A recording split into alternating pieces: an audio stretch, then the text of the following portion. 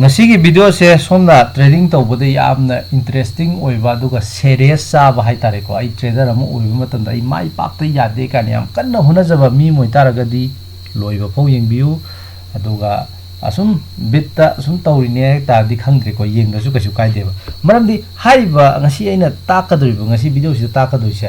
YouTube to pak pak su thengna de thengnai ko adubo anobo trader na di thiba matam da khangdabni na sum base thina deba yengna deba adubo yamna maru oiba poram soiba aduga hoi manipur manung da trade tawna singje aina sumba concept singje trader singje hang matam da ikhangna deba ko khangwa mi di le mem le ngani tawbudo aya mana khangna deba khwaidagi maru oiba poram oiduni probability gi matang oiduni ba habedi khoina strategy im le ren khalon haiba strategy sida thangna na mangwagi probability je mangarang mangwai probability je kyam lai ahum lang mangwai probability je kyam lai ke je khoina khangdok pam da ka leba si khangdo matung da khoina strategy ma trade torko matam da trade amada risk kayam lawni ka je adudagi lakadui da mina hangba leyeba ko trade amada risk kayam lawragadi yai yadi ka leriba adumagi magi core fundamental lo sumba probability gi concept se sinaraga trade amda 1% khak risk lawbuna pharibra 2% lawbuna pharibra 0.5% lawbuna pharibra kaido ko na lakadui aduna risk management da budi ko na phajana lake ngasi gi sina probability concept hoidiba habedi ai strategy im lai khalone 60% win laiba strategy im lai khalone kitang ana ai chorang na explain torongge buko 60% win laiba strategy ama trade yang khairak tawba matam da period habedi trade yang khai intraday da nungti gi tawren khalone tha ani makhai gi period ki chang oidoni ko tha ani makhai mo aina nungti gi trade torok matam da ko tarulak mang ma kai se oithu e tarulak mang gi probability ga se lai ne ado tarulak thanga tana na mang probability kya lai kai da dugi matang ta ko video oidoni ado sigi video se haudringai da ai kainom tang hana ucharake sida khoi gi back test tawbagi result amo ko back test ki magi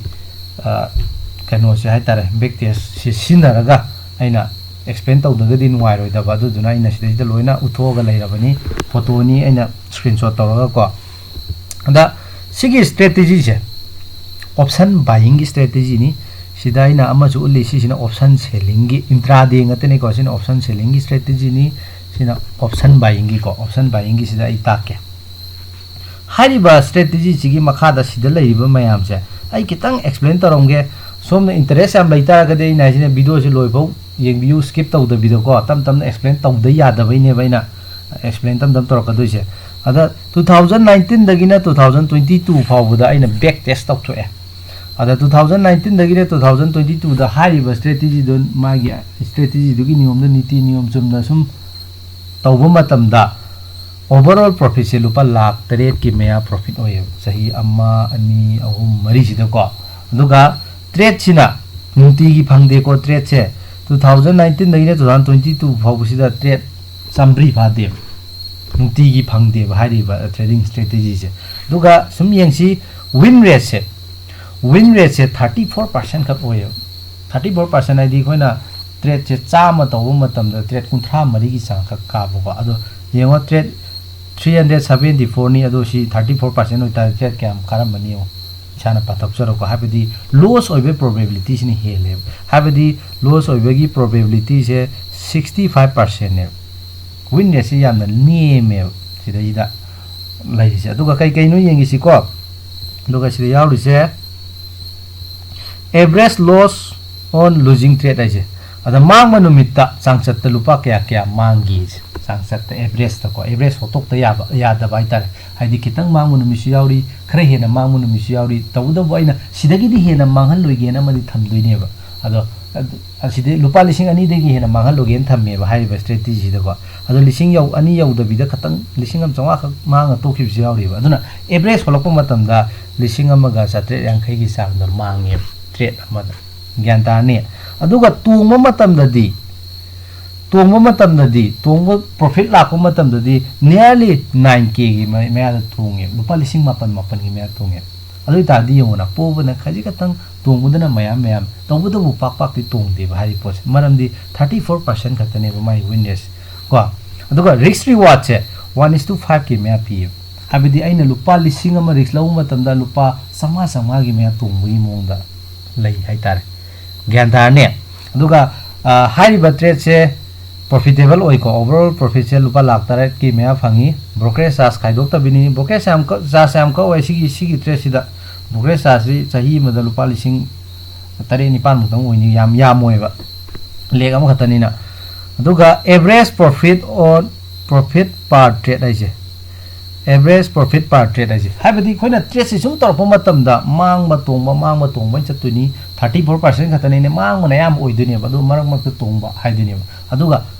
मांग तोंग मयाम दो average लौथोक पाइतारे average लौथोगा नोंमगी सांगचत नंग लुपा कया तोंगे जे नोंमदा नंग लुपा लिसिंग अनिनी गी सांग लेमे नोंम हाइब्याद्रेको नुंतिगी फंगदबनिना अइना trade तौबदा trade तौगिबा नुमित तो अदो ngasi mang taragasu average ta hotoku matamdadi lupa lising ani ni sang panghi sine aduna karigumba average profit per trade sina minus laba nangi strategy do fail oi rabane haine gyan tare sumaina data amakak yenge aduga khwadi maru oiba maga maximum drawdown je maximum drawdown je lupa lising kun taruk tagin habidi maximum drawdown habidi kaimum matamda thana thana mangba natraga अमानी खक तुंगसु पंगमांग दा मांग तानिंग खलाकनी औदा यामबदा कयाम luck नंग फिबम सोक न मांगी गे kana लिसिंग कुन तरु खक मांगी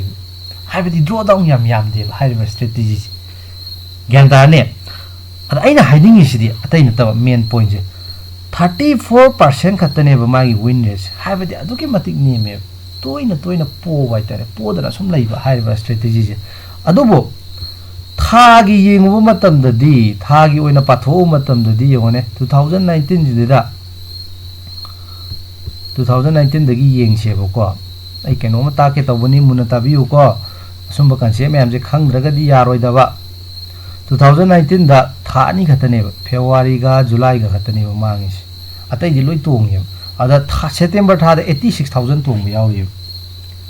86000 सिजे load अहुमगिनी load अहुमगिने हाबदी maximum रिक्से लुपा लिसिंग अनि the पारगा आइना तौबनी हारिबा कनो से हाइतारे बैक टेस्टिंग जी को अदा लिसिंग 30 फंगबो यावरि 23 फंगबो यावरि मैम फंगबो यावरि कितंग फंगबो यावरि लिसिंग अबतंग लेम बग यावरि समबसदि ब्रोकेज चार्ज का कैसु लेम रोइ द पोने लिसिंग 8 फंगबो यावरि को अदुगा 2020 दि येंगसेबा असि मार्केट क्रैश तौर मतुंग द मार्केट क्रैश तु नेबो कोरोना मार्केट क्रैश तो 2020 की मार्च तौबनिद्रा अदो हाइबा मार्केट क्रैश दा हाइबा था दा 1.7 लाख फंगे को अदो अप्रैल दना 32000 स्माइना अदुगा अमांग था जे 2020 दा लो सत्प था जे केनो खक यावगी था अमा अनि अहुम मरी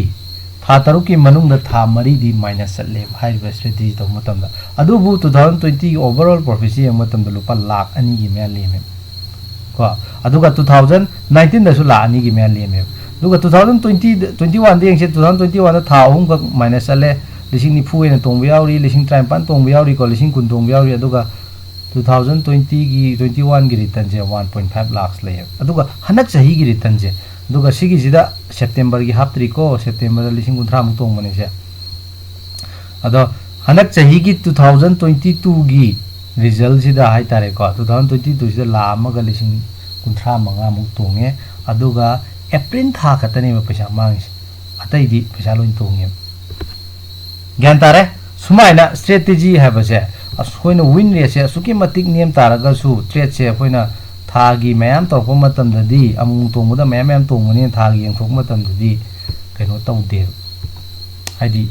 इमांग मांगमद्रे ज्ञान तानी को विन रेट नेम जे तारगा सो अदा सिदा अखोइना खंगदो अमा दुबु हाइरिबा स्ट्रेटजी जे अखोइना रियल लाइफ ता ट्रेड तौरप मतमददी पुरा हिंग साबै टाइप तौयो तसेंग आई ट्रेड तौर खंगबनी को हाइदी पाक तुंगदा बाय तारे को मांगबा इन चले अदुबु खोइना खितंग लार्ज नंबर खितंग मसिंग जी यामना ट्रेड तौर काना थागी पाथोर काना अयामना तुंगबाने अदु मांगबुदी यावरी को मांगबुदी यावरे अदुगा सुम लार्ज नंबर दा हाइ तारे को 2019 दगिना 22 फौदा ट्रेड से मयाम तौर मतम दि लुपा लाख तारे लेमी को ब्रोकेज आस्क क्लिको ब्रोकेज आस्क से मयाम दरने लेकम खतनीना लाख तारे की मैं fungi Sissu without compound interest ने को अदा खोइना ट्रेड से डायरेक्ट ओइना खोइना सुम हाइब स्ट्रेटजी से दुगी माइगी नीति नियम जे हेक्टर ऑफ फुडिंग खोइना ट्रेड से सुम तौदुनी अदा पाक सु फंगदे हारे को था अमदा खोइना फंगी से ट्रेड तरे निपांग खक fungi thá amda tare nipan khak phangi sida chu mo magi win rate se 34% ne haidi phangi ba khara du su ai tungani habagi guarantee lete ngasi trade to tawreng khalo ne ngasi tawri ba trade se mang probability is 65% habadi ngasi budi trade ai phangdana tawre tawbodu bu mang probability se dum mati wangem aduna maram oira khoina trade oina tokthokpa matamdi mang baina loss se mayam thingnai he ai adugi data do ai ulake ko trade tawbugi yengsi sida khoina yengadoi se si magi trade taw kai magi kano data hai tare ko hojiki dugi sidana magi ka ai kitang harake Monday numita changiba Tuesday numita phange khole ka habagi ka data dune aduna sida trade to pung kaya da phangi kai do adugi data ama khak leire duga atai yengurano sigi PNL sida yengu sigi PNL sida yengdo se sida ani leiri se ama khatang ubiro line abo ko habadi sinumi sida mangi se lupa 7 khatane 7 ani na teba do sinumi sida mangi sida lupa 1,000 ko sinumi sida tongi sida 1,000 mari na ani leidana si ama khatang ubiro ko sigi data sida ai kitang kainom tang ulake ba mamu tongos kayam ihingna hingsai du yengse ba sigi trade sa sida te yengasi ko sidagi hawrasi sida nang trade taw men khalo ne haiba numi sidi u trade sida lupa 7 mange nang si trade si tong moton mange ko amuro mange mathang nang ko tawre ani rak mange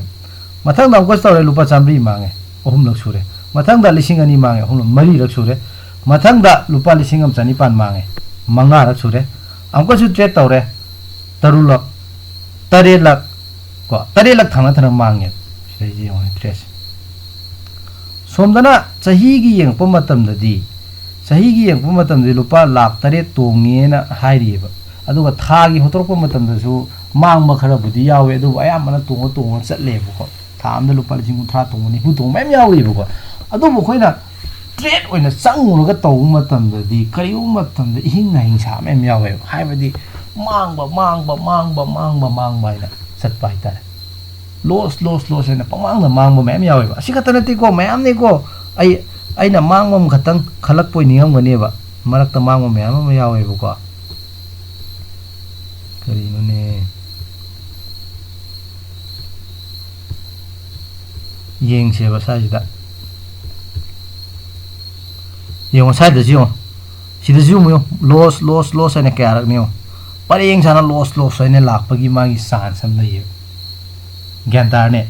aduduna asigi bikano se latri nge da aina ta ka do topic se kitang amtang ga palam ge ko aduduna khoina strategy ama se khoina trade tawdri ngai da any strategy ama se magi win hojiki do nearly kano ne bela ise si joi sina ba phadana haita bani ne tawis pension no ka sa nearly 35% है वो जी की win rate से ज्ञानम तादरे नहीं जो चल रहे CP कन का तो very small वो जी की तो nearly 35% है वो मागी win rate से अदा कोई ना ये इंगा दो जी strategy मतलब को 35% win rate लाइक बा strategy अमदा कोई ना large number द trade तरफ मतम दा kayarak thangna na mambagi probability se laige habasi makoina khangdo pam darka lay maram di kaino kan sida thana na mamba 3 lakh hoji ulli ba aina hoji ki magi data ki matungina adana na back test tok thoko matam da lakh ani phangba yauri sahi ma da lakh ama makhai phangba yauri ko sangman lupa 10 kunden sangoi trade am da ko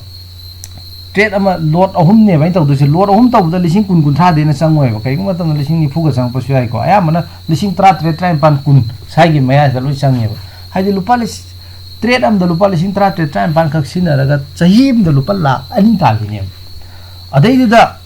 kari guma aina mamang na ma toi hai gi do any trading system ama work taw ni taw ro have se risk management da depend taw wen hai gi bang khalai bane ada haji lupa la ani tali do nana karigumba risk management soram targadi zero sakhini banang account smaina sisne baina haisam tangani singo any trading system ma se work tawni tawroi have se magi risk management do depend tawe adu duna maram oraga hai banangi lupa la ani no phange hai taragadi trade अमदा कयाम रिक्स लौनी हैबसे सिसे महाना खंगदोकप मा दरकार लैयो नत्रगदि पुरा नंग हिंगना हिंसारा तोखिनि सुम पोचे अखोइना खंगदोकप दरकार लैबाय तारे अदो 3 लाख थाना थाना मांगवा मा यावगरे हजिकी अइना उलकपदा अद नना करिगुम पैसादो मयाम मयाम पामिनेना नंग लुपा लाख अमा यावरेन खलोने अदुदुगा ट्रेड अमदा नंग 10% रिक्स लौरो लुपा लिसिंग 10 हेक्टर रिक्स लौथोबा हाइतारेको अदुइ तारगदि 3 लाख थाना थाना मांग मतमदा अलोइग्रने बना तत्खरनी ज्ञान तारेको 5% का रिक्स लौ तारगसु अदुइ 3 लाख थाना थाना मांग सुम तत्खरनी को हाइदि 100% यौद्रगसु याम तेनबा मतमदा नंगी लुपा लाम दुगी अचौबा सेनफम मांग्रनी मरी रक्तंग मांगपदा लुपा लिसिंग निफुगी मा सखरनी अदु काना नकोक चाकपा होरानी ज्ञान तारेको अदुदुना थाम चाही में रिटर्न मैम पीगे है तारगसु अइना रिक्स तो लौनिंगेना मैम मैम लौब यादबगी फिबम हम लैय अदुना ट्रेड अमदा रिक्स के हम लौनी से खंगद्रिङेदा अखोइना 35% विन रेट लैबा स्ट्रेटेजी अमा से अनिरक मांगबगी प्रोबेबिलिटी से ट्रेड यांखै तौब मतमदा को ट्रेड यांखै तौब मतमदा अनिरक मांगबगी प्रोबेबिलिटी से कयाम लैगे का सिम थोकने अखोइना ट्रेड यांखै तौब मतमदा अनिरक मांगबा से 100% ओइ प्रोबेबिलिटी दे 100% ओइ देखो असिगी खोटपगी फॉर्मुला दुजु खंगी कोइगी इक्वली लाइक इवेंट कायना कोइ थाना क्लास 10 11 तमगिबदो अदुगी फॉर्मुला दु तरो खोतोइनी आई सामा अंकगी ओजानी को आई खंगी सिगी खोटपगी नियम से तबदो वइ एक्सप्लेन तरो अदो प्रोबेबिलिटी दसी 100% लैते को लैत्रगसु 99.98% का हैबा यामना 100% का नपदो अदुनी 100 अनि इरिस 100% दि लैते अदो सिदा हाइसे सिदा येंगसी ट्रेड यांखै तौब मतमदा थांना थांना मंगारक मांगबगी प्रोबेबिलिटी जे कयाम लैगे कान 100% लैयो 100% आदि 99 पॉइंट हारा मान चखिबदुनी को 100 ने इरिसे अदुइ तागदि खोइना 35% विन रेट लैबा स्ट्रेटेजी म खोइना ट्रेड तौब मतमदा खोइना सिगी डाटा सिदे खंगदौसे अखोइना ट्रेड यांखै तौब मतमदा ट्रेड मंगा दि मांगबा जे नंग सुंसोय सोयदना थेंनागदौब लैरबने आइजे नंगी कोक सिदा हांजिनगदौ अदुहान ज्ञान तारेको ट्रेड यांखै तौब ट्रेड यांखै रक ट्रेड तौब मतमदा मंगारक थांना थाना मांगबा जे नंग थेंनादौब लैरबने हाबरे नंग हाना खंगदो ज्ञान तारे माई प्रोबेबिलिटी की रिजल्ट की मतुंग पीरेने को अदुगा मो तरुलक मांगबदी तरुलक मांगबगी प्रोबेबिलिटी सु 97% लै हाइबदे सिजु थेंनादौ लैरबने तबुदौ थेंनादबसु याय 3% का तने नंग थेंनादबगी प्रोबेबिलिटी आइदि सिजु थेंनादौ लैरबने हाबे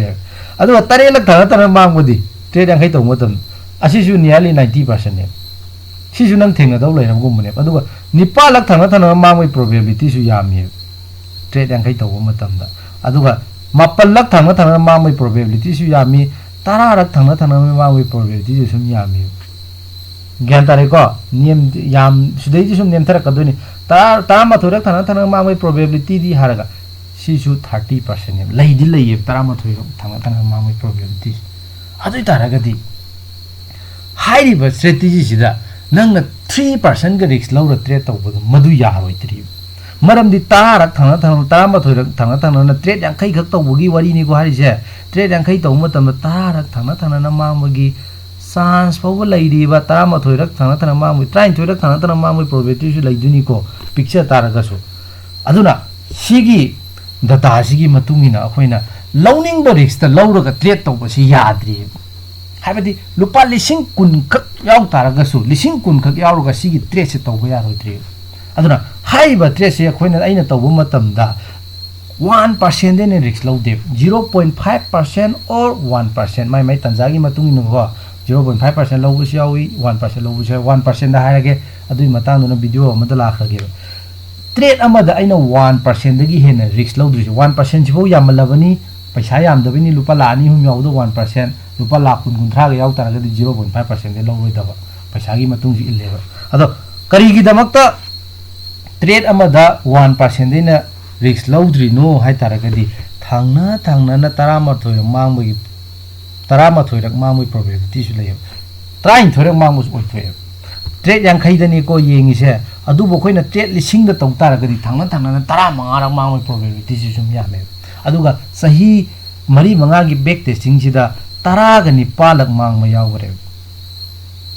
ज्ञान तारेको अदु नना ट्रेड अमदा 1% का रिस्क लौरगा ट्रेड तौ तारगदि 19 लाख नंग थांना मांग तारगसु nangi account dugi apik percent khatane yamna satte only 18% gi mea khatane si jo 18% ai sum handar ka duini ko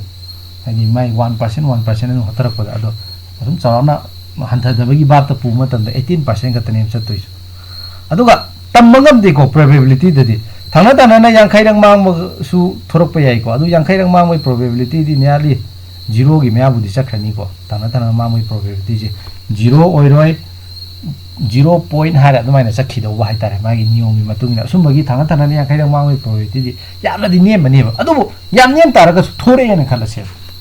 tasing na haiba strategy nang thanga tanani yang khairang mang en khalase adu kan da su nang account 0 chak loi ko 50% gi below ne mang do 50% 40% bo yo roi ko tasing no ho taraga di mang gi bo khuding gi mang gi dugi 1% 1% en lo ko matam da gyan tare adoi taraga di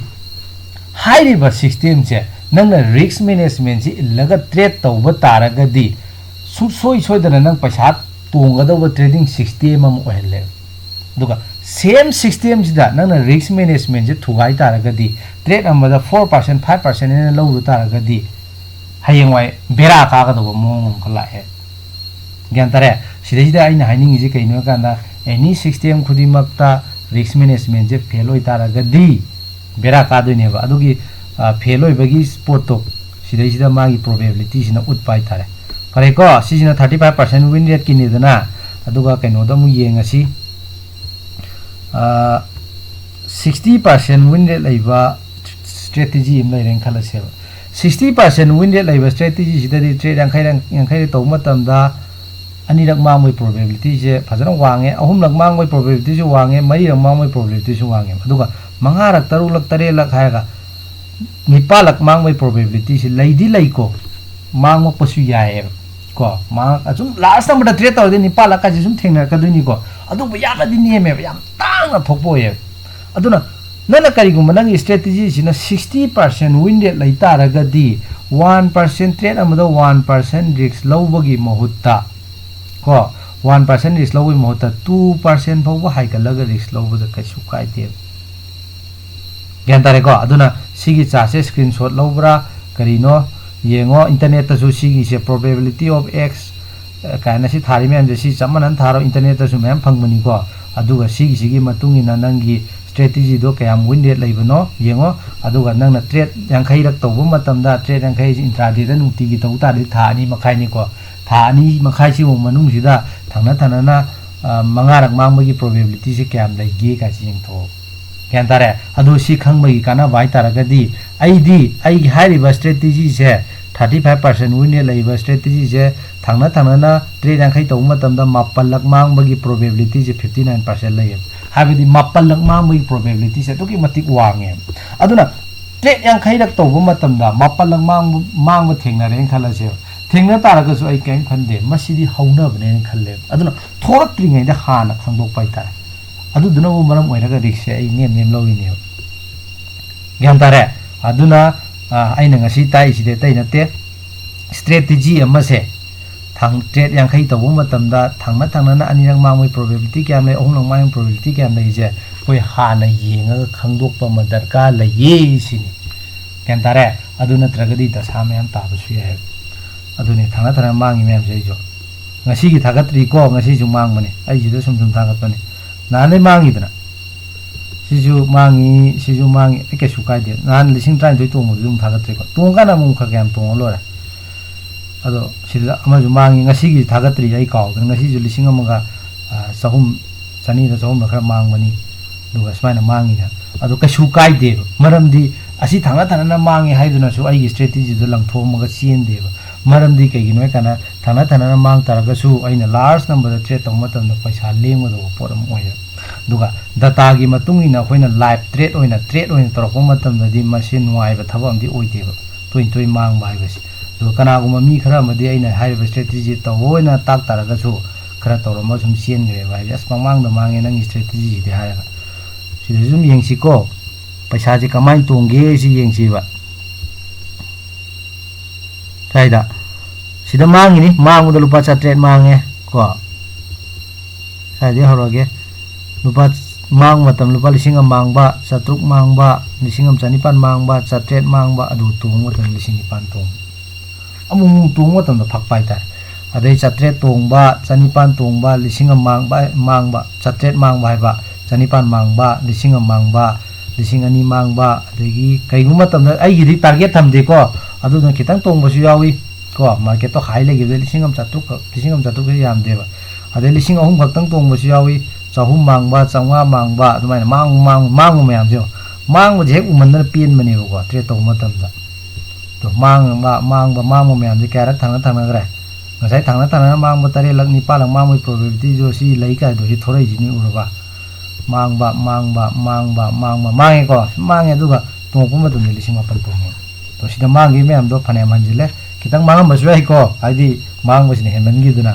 adagi mu mang bai na makha jathagre ko mang bai na jathagre size di tung lising changwa tung ye lising tung ba smaina sum jathra matam da kari mu matam da di haiba strategy se phajai hari se atai gi nate tung matam de lising ni mapan tung yauri ko mang ga tung ga cha kitang yengo toi mang tara ga so adagi lising yang khai ga tung yauri bi se da trade amada amu phak pai ta to lising tran thoi tong ba yauri lising ni phu yang khai tong ba su yauri lising manga tong ba tara hum doi tong ba tong mo dana ko tong ba gi mu yeng si mang ba di mang le ram ni ko ai sum taw ram ni mang bai bu mang man da ne pura bera ne ba si strategy adu bu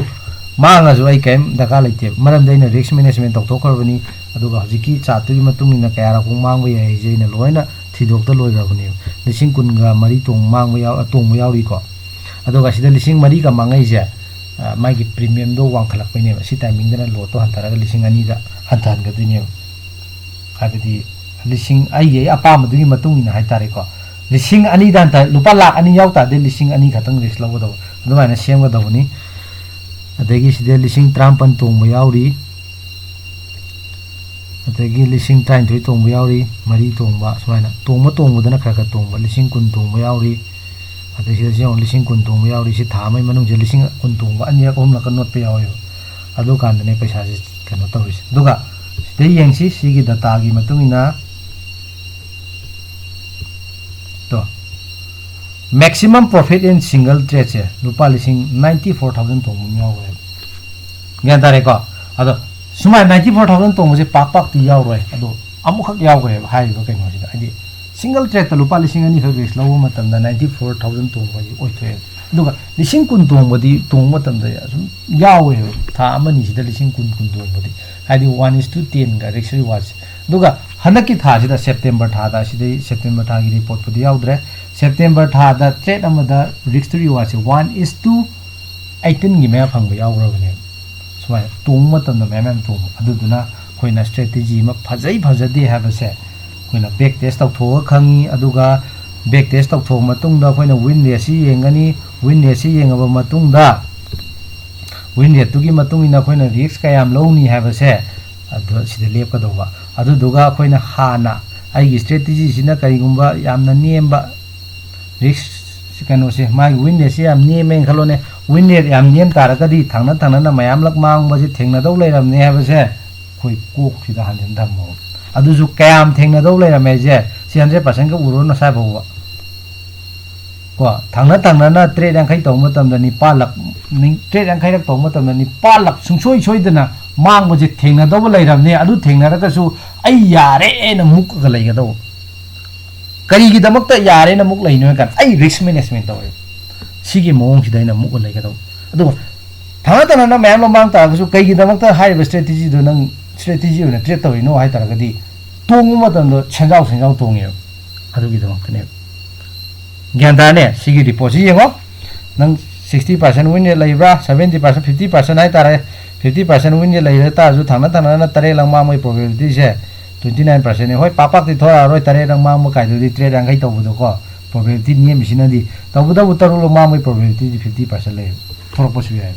aduna 50% win rate lai ba strategy im to ma tam na taru lang ma ma tam da matha sa bi khot pi ka to no sumai na khoina trade to ma tam da probability concept ha ba se sinaba tangai khan the kan ta ni adu bu hai ba sumba concept me am se ꯇ꯭ꯔꯦꯗꯔꯁꯤꯡꯁꯦ ꯁꯤꯖꯤꯟꯅꯗꯦ ꯑꯗꯨꯗꯨꯅ ꯃꯔꯝ ꯑꯣꯏꯔꯒ trade ꯑꯃꯗ ꯔꯤꯛꯁꯦ 4%, 5%, 6%, 3% ꯍꯥꯏꯅ ꯆꯥꯎꯅ ꯆꯥꯎꯅ ꯂꯧꯋꯦꯕ 3% ꯂꯧꯕ ꯀꯩꯁꯨ ꯀꯥꯏꯗꯦꯀꯣ ꯃꯥꯒꯤ ꯋꯤꯟ ꯔꯦꯠꯇꯨꯅ ꯌꯥꯝ ꯇꯥꯔꯒꯗꯤ ꯑꯗꯨꯕꯨ ꯑꯩꯒꯤ ꯃꯣꯠꯇꯗꯤ 3% ꯀꯥꯏꯁꯦ ꯈꯔꯕꯨꯗꯤ ꯌꯥꯝꯃꯜꯂꯦ ꯑꯗꯣ 5% ꯀꯥꯏꯁꯦ ꯁꯨꯝ ꯑꯦꯚꯔꯦꯖꯇ ꯄꯪꯂꯧꯗ ꯂꯧꯅꯩꯌꯦ ꯂꯨꯄꯥ 10,000 ꯈꯛ ꯌꯥꯎꯔꯒ ꯑꯩꯈꯣꯏꯅ ꯇ꯭ꯔꯦꯗ ꯇꯧꯕ ꯃꯇꯝꯗ ꯀꯩꯅꯣ ꯃꯥꯡꯍꯟꯕꯒꯨꯝꯕ 1,000 ꯃꯥꯡꯍꯟꯕꯒꯨꯝꯕ ꯑꯗꯨ ꯑꯣꯏꯇꯥꯔꯒꯗꯤ ꯑꯗꯨꯒꯤ ꯇ꯭ꯔꯦꯗ ꯈꯨꯇꯧꯗꯨꯗꯤ ꯀꯔꯤꯒ ꯆꯞ ꯃꯥꯟꯅꯩ ꯀꯥꯟꯁꯤꯗ ꯑꯩꯈꯣꯏꯒꯤ ꯔꯁꯤꯌꯥꯟ ꯔꯨꯂꯦꯠ ꯁꯥꯟꯅꯕꯒ ꯆꯞ ꯃꯥꯟꯅꯩ ꯍꯥꯏꯗꯤ ꯅꯣꯡꯃ ꯅꯠꯇ ꯅꯣꯡꯃꯗꯤ ꯅꯪ ꯁꯨꯡꯁꯣꯏ ꯁꯣꯏꯗꯅ ꯅꯪꯒꯤ ꯑꯦꯀꯥꯎꯟꯗꯨ ꯁꯨꯡꯁꯣꯏ ꯁꯣꯏꯗꯅ ꯇꯨꯝꯅꯤ ꯍꯥꯏꯕꯒ ꯆꯞ ꯃꯥꯟꯅꯩ ꯍꯥꯏꯕꯗꯤ ꯅꯪꯒꯤ ꯑꯦꯀꯥꯎꯟ ꯇꯨꯝꯕꯒꯤ ꯄ꯭ꯔꯣꯕꯦꯕꯤꯂꯤꯇꯤꯁꯦ ꯁꯨꯝ ꯍꯣꯠꯂꯛꯄ ꯃꯇꯝꯗ ꯁꯨꯃꯥꯏꯅ 100% ꯀꯥꯏꯅ ꯊꯣꯔꯛꯄ ꯍꯥꯏꯇꯥꯔꯦ ꯑꯗꯨꯕꯨ ꯀꯔꯝ ꯀꯥꯟꯗ ꯇꯨꯝꯗꯣꯏꯅꯣꯗꯤ ꯈꯪꯗꯦ ꯇꯨꯝꯒꯗꯕꯅꯤ ꯁꯨꯃꯥꯏꯅ ꯑꯩꯈꯣꯏꯅ ꯄ꯭ꯔꯣꯕꯦꯕꯤꯂꯤꯇꯤ ꯀꯟꯁꯦꯞꯁꯦ ꯁꯤꯖꯤꯟꯅꯕ ꯑꯃ ꯇꯉꯥꯏ ꯐꯗꯦ ꯚꯤꯗꯤꯑꯣꯁꯤ ꯁꯥꯡꯕꯨꯗꯤ ꯁꯥꯡꯉꯦ ꯇꯧꯕꯇꯕꯨ ꯅꯣꯏꯅ ꯌꯥꯝꯅ ꯍꯥꯏꯇꯥꯔꯦ ꯇ꯭ꯔꯦꯗꯤꯡꯗ ꯁꯦꯔꯤꯌꯁ ꯌꯥꯝ ꯆꯥꯕ ꯇꯥꯔꯒꯗꯤ ꯍꯥꯏꯔꯤꯕ ꯚꯤꯗꯤꯑꯣꯁꯤ ꯌꯥꯝꯅ ꯀꯥꯟꯅꯔꯝꯒꯗ꯭ꯔꯥ ꯈꯜꯂꯦ ꯑꯗꯨꯒ ꯃꯅꯤꯄꯨꯔ ꯃꯅꯨꯡꯗ ꯁꯨꯝꯕ ꯚꯤꯗꯤꯑꯣꯁꯦ ꯑꯩ ꯄꯥꯛ ꯇꯥꯛꯄꯤꯔꯝꯒꯅꯤ ꯍꯥꯏꯕꯗꯤ ꯑꯩ ꯊꯥꯖꯗꯦꯀꯣ ꯑꯩꯅ ꯌꯥꯝ ꯆꯥꯎꯊꯣꯛꯄꯒꯤ ꯋꯥ ꯅꯠꯇꯦ ꯐꯔꯦ ꯉꯁꯤꯒꯤꯗꯤ ꯁꯤꯗꯩꯁꯤꯗ ꯁꯨꯝ ꯂꯣꯏꯁꯤꯜꯂꯒꯦ ꯃꯊꯪ ꯑꯇꯣꯞꯄ ꯇꯣꯄꯤꯛ ꯅꯨꯡꯉꯥꯏꯕ ꯑꯃ ꯄꯨꯔꯛꯑꯒꯦ